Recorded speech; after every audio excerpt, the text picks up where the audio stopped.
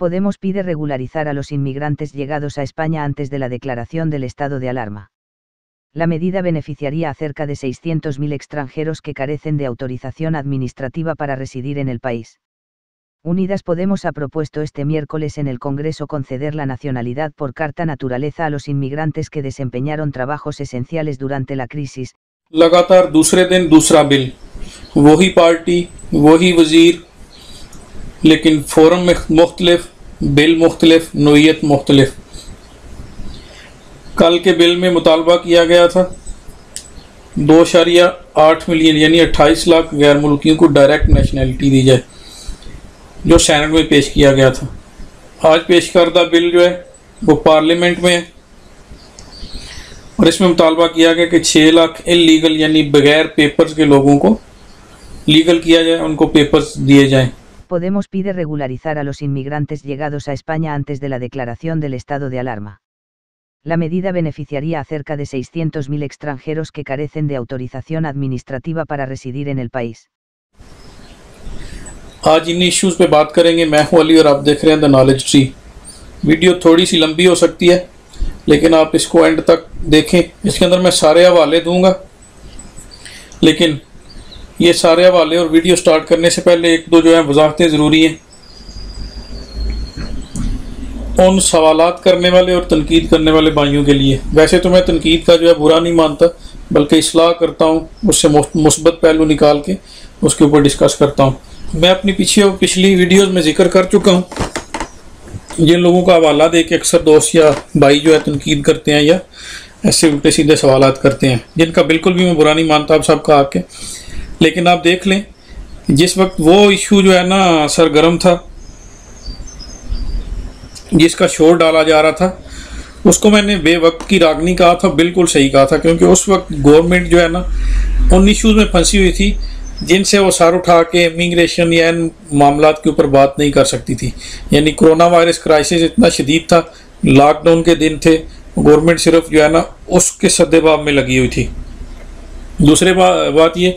इस सिवाय एक बिल के जो पहले पेश किया गया था, इस सतह इस लेवल के ऊपर कभी भी उस तरह की बात नहीं हुई थी जो अब हो रही है। यानी एक बंदा जो है ना सूबाई या लोकल कोई लीडर या कोई सियासतदान मीडिया के ऊपर कोई बयान दे दे, या जो आपको पता है सियासतदानों का और मीडिया का जो है ना एक रिश्ता है, जब बाहर निकलते हैं तो सियासतदान जो है वो अपनी वैल्यू और पब्लिसिटी और मीडिया अपने चैनल की रैंकिंग वगैरह के लिए एक दूसरे से सवालात करने, जवाबात देने, ये सिलसिला चलता रहता है। तो मीडिया वाले उनके मुंह में अपने सवालात और जवाबात भी डालते हैं, और कुछ सियासतदान भी जो है उनके सवालों के जो है ना सवालों के जवाब इस तरह से देते हैं कि वो फेमस या हिट हो जाए, लेकिन उनका वो जो है ना उनकी वैल्यू उस सतह की नहीं होती। जो लोकल सियासतदान जो है ना वो बयान, ये सबको पता है कि इनके बयानात की, इनके जो है ना बातों की वो वैल्यू नहीं होती। तो मैंने पिछली जो वीडियोस में बात कल वाली वीडियो से पहले बताया था आप लोगों को कि अब जो है ना पोदेमोस गवर्नमेंट की सबसे बड़ी इत्तेहादी और वैल्यूएबल पार्टी, वो जो है गवर्नमेंट के ऊपर दबाव बढ़ा रही है। Los inmigrantes que desempeñaron trabajos esenciales durante la crisis, y conceder el permiso de residencia y trabajo a todos los que ya estuvieran en España cuando fue declarado el estado de alarma. El portavoz de Unidas Podemos, Pablo Echenique, ha explicado en una rueda de prensa que ambas medidas, de las que ha informado minutos antes de presentarlas al PSOE, podrían beneficiar a muchos de los 2,2 millones de extranjeros no comunitarios que hay en España y a unos 600.000 inmigrantes que carecen de autorización administrativa para residir en este país. अब मेरी videos उठा के देख लें, यही बातें होंगी। मैंने आप लोगों से वादा किया था कि फिलहाल जो बातें चल रही हैं, अगर मैं चाहता तो उस वक्त मैं भी फेमस होने के लिए अगर वीडियोस बनानी होती तो उसी तरह के ट्रेंड में शामिल होकर फेमस हो जाता, लेकिन मुझ पे उस वक्त भी तनकीद हुई कि यार फलां बंदा तो जो है वो कह रहा है कि खुल रही है। तो मैंने कहा था भाई इस वक्त ऐसी कोई बात नहीं है, जब होगी तो मैं ज़रूर बनाऊँगा वीडियो, ज़रूर बताऊँगा। अब मुझे लग रहा है कि इंशाल्लाह जो है ना बहुत ज़्यादा चांसेस हैं, क्योंकि इस मतलब सेकंड लास्ट वीडियो जिसका हवाला दे रहा हूँ उसमें मैंने बताया था कि अब पोदेमोस जो है ना वो पेशोए के ऊपर अपनी इत्तेहादी गवर्नमेंट की जो है ना जिसके हाथ में बाग दौड़ है उसके ऊपर दबाव बढ़ा रही है। ये दबाव बढ़ाने का मकसद ये होता है कि अपने मुतालबात पूरे करवाना।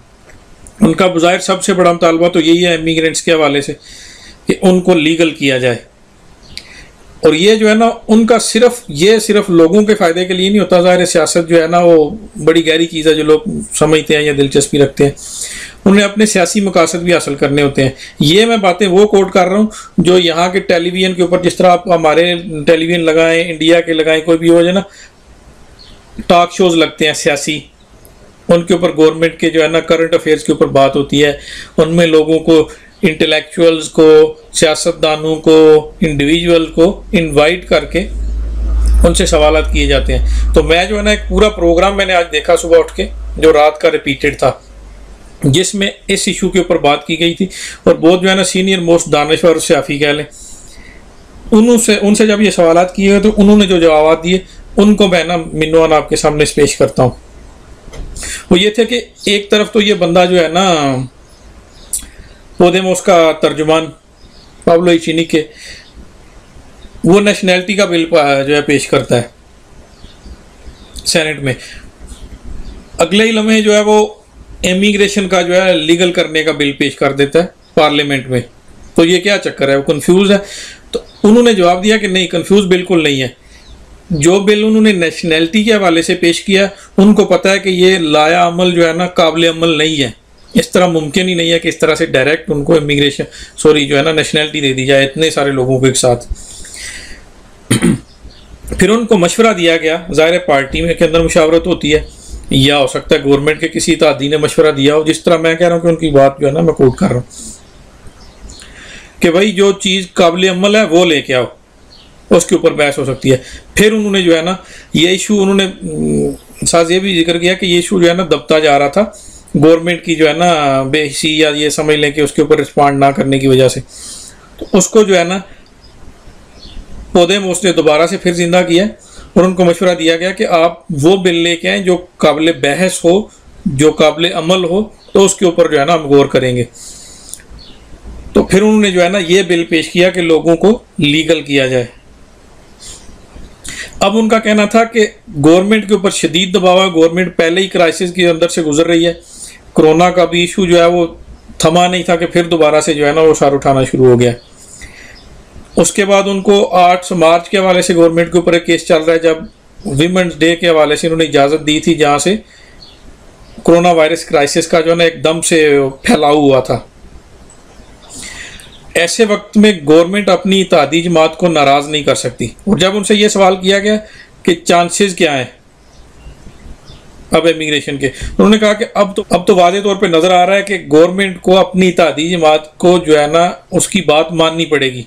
अब ज़रूरी नहीं है, मैं फिर से वजाहत कर दूं और ये भी बता दूं कि वीडियो थोड़ी लंबी होगी, लेकिन सारी वजाहतें आपको इसके अंदर मिल जाएंगी जो आप सुनना या जानना चाहते हैं। Es un orgullo para mí poder presentaros aquí hoy una serie de propuestas del Grupo Confederal de Unidas Podemos en Comú Podem Galicia en Común para reconocer el trabajo y los derechos de cientos de miles de personas que típicamente son las personas olvidadas por las políticas públicas, que típicamente son los últimos de la sociedad, que típicamente son los nadies y que contribuyen de igual manera que el conjunto de la población a la prosperidad y a la seguridad en nuestro país. La emergencia social y económica que ha provocado la COVID, la epidemia de la COVID, supone una circunstancia excepcional y, como hemos dicho muchas veces, esto requiere tomar medidas extraordinarias que se aseguren de que nadie se quede atrás, de que no se deja a nadie atrás en la crisis económica y social derivada de la epidemia. Esto tiene que ser así, en primer lugar, por derechos humanos y por justicia social, pero también hay que decir que se ha demostrado en economías fuertemente dependientes de consumo interno, como es la española,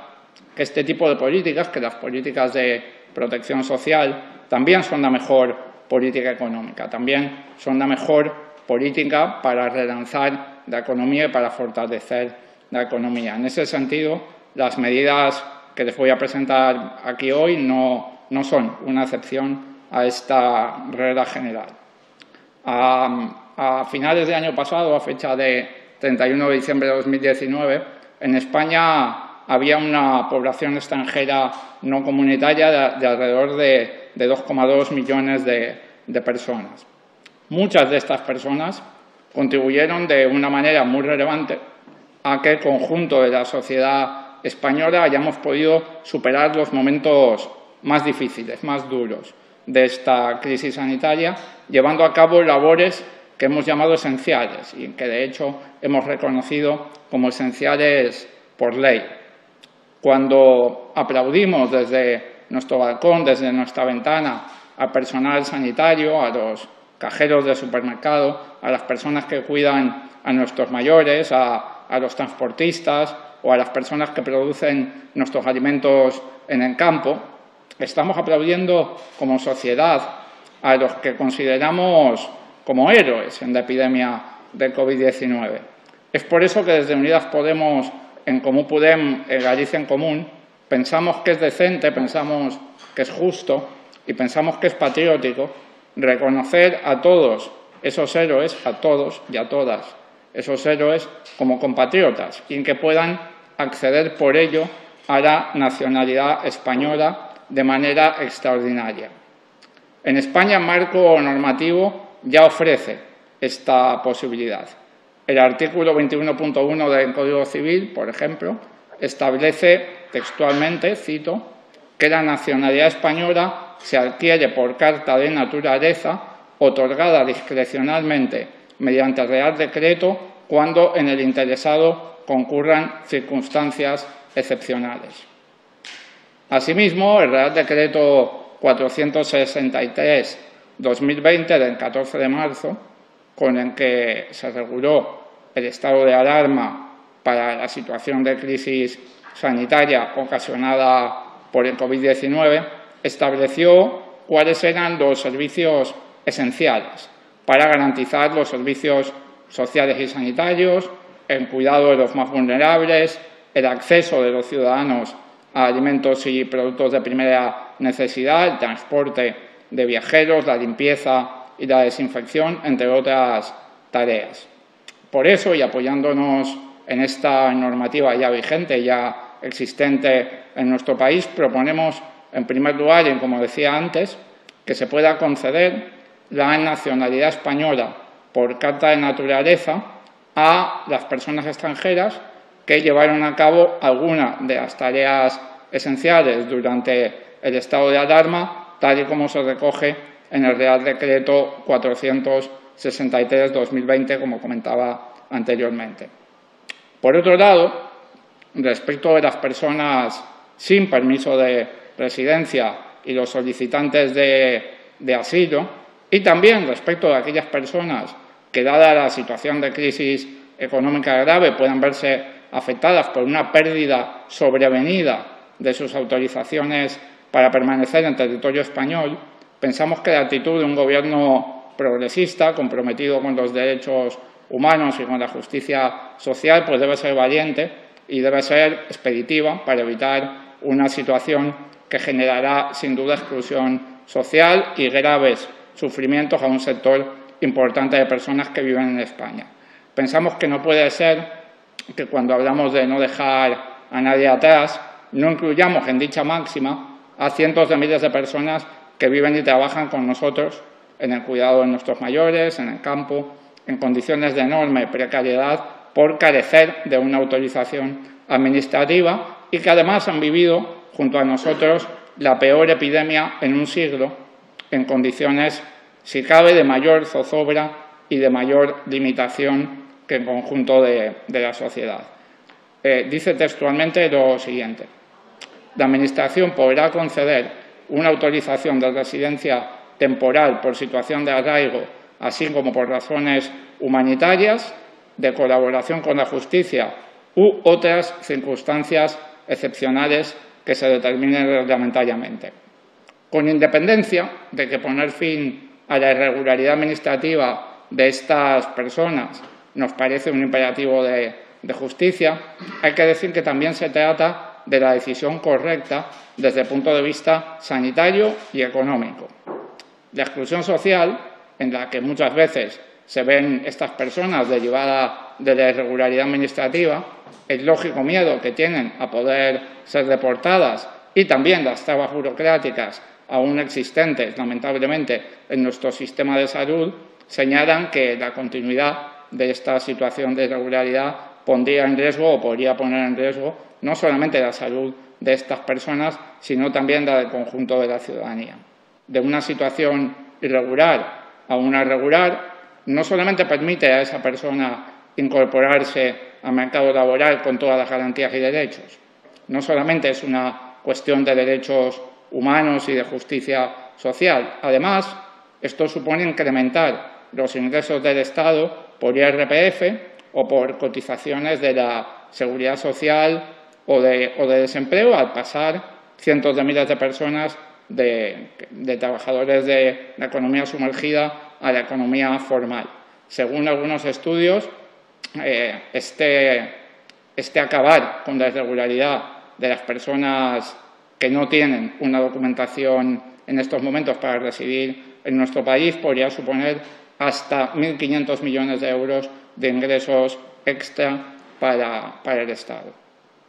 En tercer lugar, y además de estas dos medidas, y ya voy acabando, proponemos que para poder llevar a cabo estos dos procesos y también para garantizar el buen funcionamiento de los organismos y departamentos que se ocupan de los trámites que afectan a las personas migrantes, se lleve a cabo un refuerzo de los recursos humanos y materiales de estos servicios. Es muy injusto, causa mucho desamparo que las personas migrantes pues muchas veces tengan que enfrentarse a plazos de resolución larguísimos de sus expedientes, a trabas burocráticas injustificadas, especialmente cuando hablamos de que están esperando resoluciones administrativas de las que dependen sus derechos más básicos y la dignidad material de sus familias. Quiero apuntar también que nuestro país tiene plena soberanía y competencias para poner en marcha estas medidas como miembro de la Unión Europea.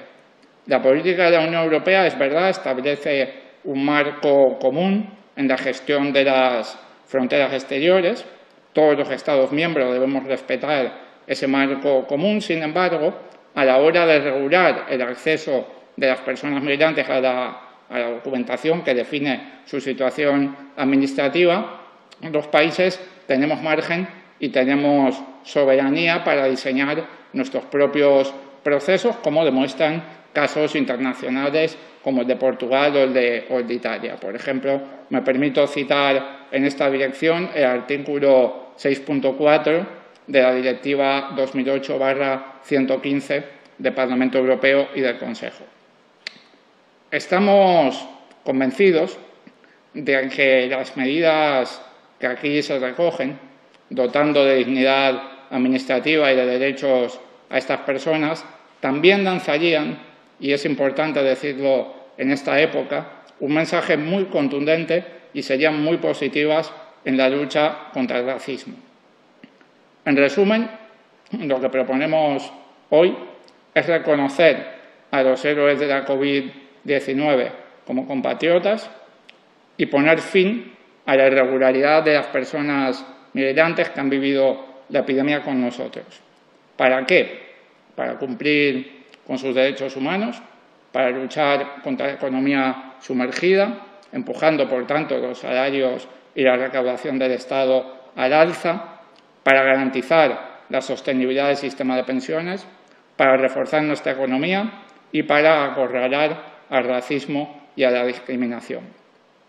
Estas propuestas las hemos querido enviar al conjunto de grupos parlamentarios, no hemos querido traer aquí hoy una iniciativa legislativa cerrada, porque somos conscientes de que hay diferentes posiciones políticas a este respecto y hemos querido iniciar un diálogo, hemos querido enviar un documento abierto a los diferentes grupos parlamentarios, invitándoles a conversar, a dialogar sobre este tema y a buscar puntos comunes. Entendemos que es un asunto que afecta a cientos de miles de personas que viven y trabajan en nuestro país y entendemos que esa es la vía para poder conseguir medidas valientes en esta dirección. El diálogo y la búsqueda de puntos comunes, por eso, como digo, pues hemos querido plantear estas propuestas en modo de documento abierto y de invitación al diálogo. Y sin más, वो कह रहे थे कि ज़रूरी नहीं है कि जिस तरह मैं पहले जिक्र कर चुका हूँ कि इमिग्रेशन ही खोलें, हो सकता है कि उनका सियासी मुतालबा भी हो जो पसे पर्दा है, जिसको जो है ना सामने नहीं लाया जा रहा। मे भी जिस तरह पार्टियां कोई सियासी वजारतें मांगती हैं, अमूमन इस तरह इन ममालिक में होता नहीं है। जो मुतालबा बज़ाहिर सामने किया जा रहा होता है उसका मकसद वही होता है। ठीक है, उन्होंने कहा कि गवर्नमेंट अगर जो है इनका ना ये नहीं है कि फौरी तौर पे ये मुतालबा मान ले, इनके दरमियान एक जो है ना अक्वायर दो यानी एग्रीमेंट भी साइन हो सकता है कि ठीक है हमने आपका मुतालबा मान लिया, लेकिन हम इतने अरसे के बाद यानी इकॉनमी की ये एक एवरेज या एक स्टेबिलिटी जो है ना उसको हम मद्देनज़र रखते हुए इतने अरसे के बाद महीने 2 महीने के बाद जो है ना इमिग्रेशन ओपन करने का ऐलान कर देंगे, या मे भी मोस्ट प्रोबेबली ये कह रहे थे कि आने वाले साल जनवरी तक जो है ना हो सकता है गवर्नमेंट उनके दरमियान मुआहदा हो जाए। ठीक है, या फिर ये इशू जो है इसमें गवर्नमेंट का भी फ़ायदा है। एक तो ये कि उनकी इत्तेहादी जमात नाराज़ नहीं होगी, उनको छोड़कर नहीं जाएगी, गवर्नमेंट बरकरार रहेगी। दूसरा ये कि गवर्नमेंट अगर इमिग्रेशन ओपन करती है तो फिर जो है उनको अच्छी खासी आमदनी खजाने में जो है ना वो जो बोझ का शिकार है वो बढ़ जाएगा, क्योंकि इमिग्रेशन ओपन करने से बहुत सारे जो है ना फ़वायद हासिल होते हैं। उसका सबसे पहला बराह रास्त फ़ायदा तो होता है ये जो तासास वगैरह पे करने होते हैं। दूसरा, लोग लीगल होते हैं तो फिर काम करके टैक्स भी देते हैं, तो उसका जो है ना वो फ़ायदा होता है। यही बिल में जो है ना बार बार मेंशन भी किया जाता है, आज वाले बिल में भी यही किया गया। ठीक है, तो ये तो थी उस हवाले से वजाहतें। अब इस बिल में क्या कहा गया है, अब मैं जो है ना इस वीडियो में आपको वो जो है ना क्लिप्स भी रख दूंगा जो मुख्तलिफ हैं, दो यानी नेशनैलिटी के हवाले से जिन्होंने बिल पेश किया था और जो है ना रेगुलराइजेशन यानी इमिग्रेशन के पेपर देने के हवाले से जो बिल पेश किया है। ये आपको नज़र आ रहा होगा इस वीडियो के अंदर भी, ये मैं आपको वीडियो क्लिप साथ में रख दूंगा और आपको मशवरा दूंगा कि ये आप लोगों को समझाने के लिए होता है, वरना ये सारी की सारी चीज़ें अखबारात और टेलीविज़न पर मौजूद होती हैं। आप ख़ुद भी इनका जायज़ा लिया करें, मैं हमेशा लिंक नीचे दे देता हूँ प्रूफ के तौर पर कि जो बंदा खुद इनको पढ़ना या देखना चाहे वो देख और पढ़ सकता है, ताकि उनको ये बाम ना रहे कि अपनी तरफ से कोई बात की गई है या मैं करता हूँ, क्योंकि मुझे इसमें कोई ना बिल्कुल मेरी कोई कमाई का जरिया नहीं है। ये अपने शौक़ के तौर पे करता हूँ और अपने एक्स्ट्रा टाइम में ये करता हूँ, और इसका मकसद सिर्फ और सिर्फ अपने लोगों अपने भाइयों को वो चीज़ वो ख़बर पहुँचाना होती है जो है हर बंदे को नहीं पहुँच सकती। पाब्लो एचेनिके ने जो बिल पेश किए और उसके बाद मुख्तलिफ मीडिया टॉक्स में प्रेस कॉन्फ्रेंसेस में जिस बात पे सबसे ज़्यादा जोर दिया गया जब उनसे सवालात किए जाते हैं तो कि आप जो है ना इस मामले में इतनी गहरी दिलचस्पी क्यों रखते हैं, तो उन्होंने जो मुख्तलिफ हवाले दिए जो बातें की वो ये कि एक तो जो है ना डिस्क्रिमिनेशन यानी गैर मुतवाज़ी सलूक गैर मुल्कियों से, उसके अलावा जो है ना रासिज़म का ख़ात्मा, उनको जो है ना थर्ड वर्ल्ड का जो है ना वो शहरी समझना, उनको ख़त्म करके सोच को ख़त्म करके उनको जो है ना बराबर का शहरी तस्लीम किया जाए, उनको बराबर के हुकूक दिए जाएं, उनसे जो है ना नफ़रत का ख़ात्मा हो, उनको बराबर के जो है ना मौक़े मुहैया किए जाएं, क्योंकि उनमें और दूसरे इंसानों में कोई फ़र्क नहीं है। उनको भी इंसानियत का वो दर्जा मिलना चाहिए जो किसी भी यूरोपियन शहरी का है, जो किसी भी तरक्की याफ्ता ममालिक में रहने वालों का है, वही तरक्की पजीर ममालिक में रहने वालों के इंसानी हकूक़ जो है ना वो सेम ही होते हैं। इसलिए ये बाउंड्रीज, ये बॉर्डर्स, ये कवानीन जो है ना इंसानों के बनाए हुए हैं। तो इंसान अगर ये सारे कवानीन बना सकते हैं तो ये क्यों नहीं बना सकते कि इंसानों को बराबर का दर्जा दिया जाए। यानी सोच उनकी बड़ी शानदार है, उनका जो है ना स्ट्रगल बड़ी अच्छी है। अल्लाह ताला जो है ना उनको हैं तो मज़ूर, लेकिन उनका जो है ना सोच बड़ी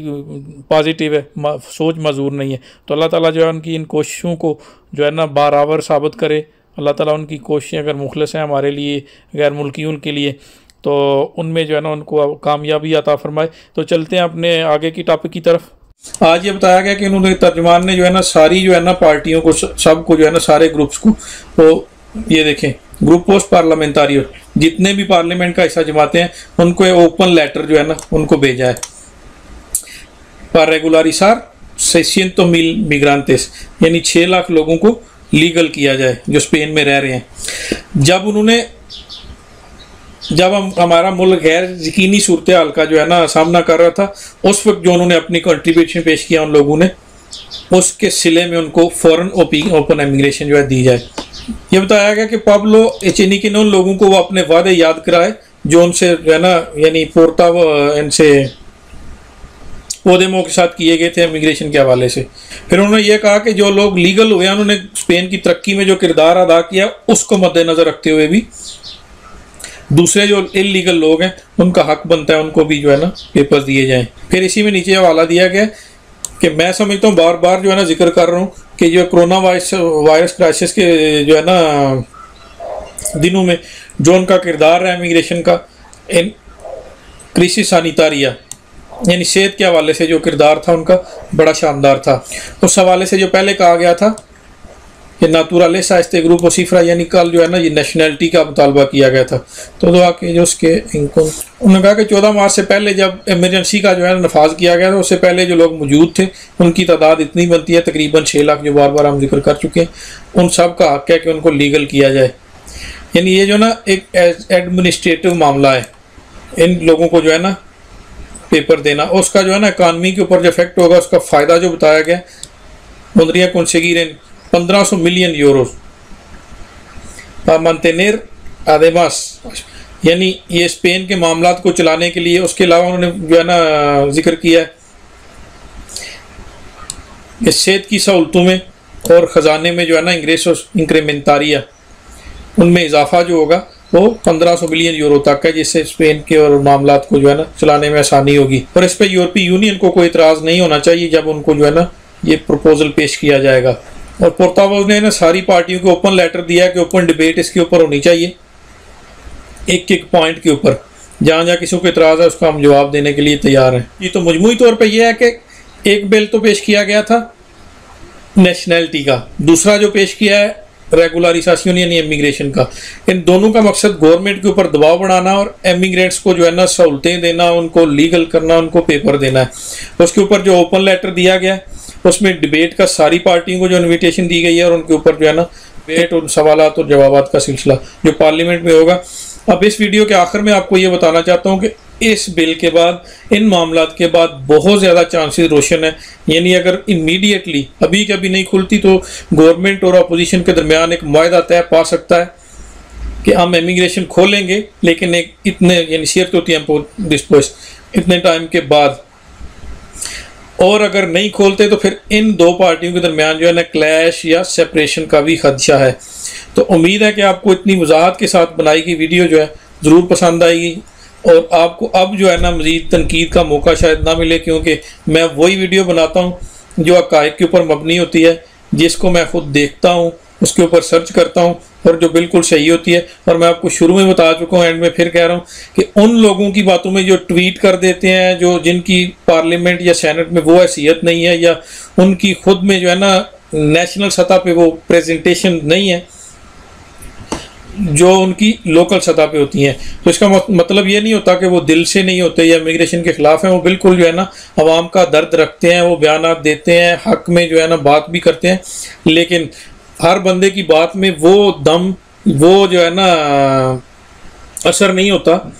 क्योंकि ये जो पोर्तावोस है ना तर्जमान इनका, ये गवर्नमेंट का ही हिस्सा है और आला सतह का लीडर है जिसने पार्लियामेंट और सेनेट में बैठना होता है, सवाल जवाब करने होते हैं, सवाल जवाब का सिलसिला जो उनको रिस्पॉन्ड करना होता है, अपनी पार्टी को जो है ना इसने डिफेंड करना होता है। उसके अलावा जो है ना चूँकि इत्तेहादी हैं तो गवर्नमेंट के अंदर जो भी नफ़े नुकसान होते हैं इनकी शमूलियत जो है उसमें होती है। तो इन लोगों के जो है ना बातों का, बिल्स पेश करने का, डिबेट करने का जो असर है वो उन लोगों का नहीं होता जो ट्वीट करके या मतलब चले ट्वीट भी को आला सतह का जो है ना कोई लीडर जिसकी बात जो है ना उस लेवल तक की जो है मानी जाए, उसके ऊपर बात की जाए तो करे तो फिर ठीक है, वरना जो है ना ये सती लेवल के जो लीडर्स उनकी बात चलो इमिग्रेशन को खुश करने के लिए तो होती है लेकिन उस सतह तक पहुंचती नहीं है। तो ये फ़र्क होता है कि जब उस वक्त वो लोग जो बातें कर रहे थे वो अपनी जगह पे ठीक थे, लेकिन अब जो सीरियस डिबेट हो रही है वो ये है कि इमिग्रेशन जो है ना